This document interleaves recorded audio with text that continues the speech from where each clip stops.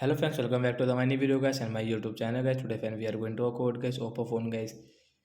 Auto screen mode guys, how can we enable and friend, how can we use it? Friends, you want to enable guys your auto screen mode setting guys. So how can you enable and after enable guys, how can you use? Today friends, I will show you in this video guys. So first of all guys, we will on our phone setting guys.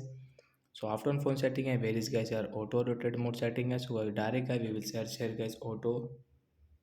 So once you can see guys your auto rotate guys, you can see we have here guys, we will tap here to enable. Once you can see auto rotate mode guys, you can enable from here. After enable guys, how can we use it? So when we will on get this play store, and once you want to rotate guys your screen you want to use, so you can rotate and you can use like that.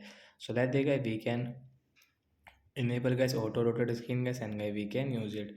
So that's it guys, thanks for watching the video guys. I hope friends you understood how to enable auto rotate mode and how can we use it in oppo phone device. So bye guys, thanks for watching the video guys.